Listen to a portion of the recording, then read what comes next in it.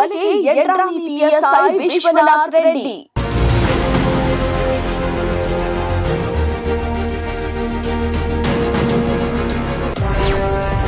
Red hand ಆಗಿ ಲೋಕ ಬಲೆಗೆ ಬಿದ್ದ ಪೊಲೀಸ್ ಆಸಾಮಿಗಳು.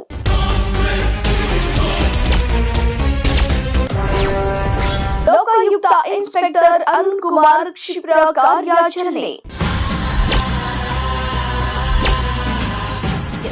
ಲಂಚ ಸ್ವೀಕರಿಸುತ್ತಿದ್ದ ಯಡ್ರಾಮಿ ಠಾಣೆ ಪಿಎಸ್ಐ ವಿಶ್ವನಾಥ್ ಮುದರೆಡ್ಡಿ ಸಿಬ್ಬಂದಿ ಸಿದ್ದಣ್ಣ ಬಿರಾದಾರ್ ಅವರು ಲೋಕಾಯುಕ್ತರ ಬಲೆಗೆ ಬಿದ್ದ ಘಟನೆ ಯಡ್ರಾಮಿ ಪೊಲೀಸ್ ಠಾಣೆಯಲ್ಲಿ ವರದಿಯಾಗಿದೆ. ಪಿ ಸಿದ್ದರಾಜು ಅವರ ಮಾರ್ಗದರ್ಶನದಲ್ಲಿ ಇನ್ಸ್ಪೆಕ್ಟರ್ ಅರುಣ್ ಮರಗುಂಡಿ ನೇತೃತ್ವದಲ್ಲಿ ನಡೆದ ಕಾರ್ಯಾಚರಣೆಯಲ್ಲಿ ಸಿಬ್ಬಂದಿ ಮಲ್ಲಿನಾಥ, ನಾನೋಜಿ ಬಸವರಾಜ್ ಅವರು ಸೇರಿದಂತೆ ಇತರೆ ಅಧಿಕಾರಿಗಳು ಭಾಗಿಯಾಗಿದ್ದರು.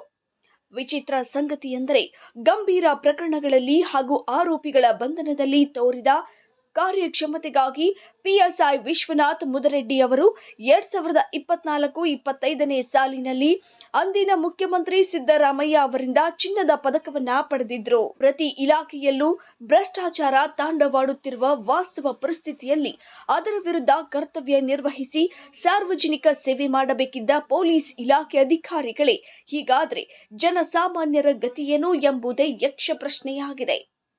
ಸದ್ಯ ಬಂಧಿತ ಆರೋಪಿಗಳನ್ನ ನಗರದ ಐವಾನ್ ಶಾಹಿ ಅತಿಥಿ ಗೃಹದ ಆವರಣದಲ್ಲಿ ಇರುವ ಲೋಕಾಯುಕ್ತರ ಕಚೇರಿಗೆ ಕರೆತಂದು ಹೆಚ್ಚಿನ ವಿಚಾರಣೆಗೆ ಒಳಪಡಿಸಿದ್ದಾರೆ ಎಂದು ಅಧಿಕೃತ ಮೂಲಗಳು ಹೇಳಿವೆ.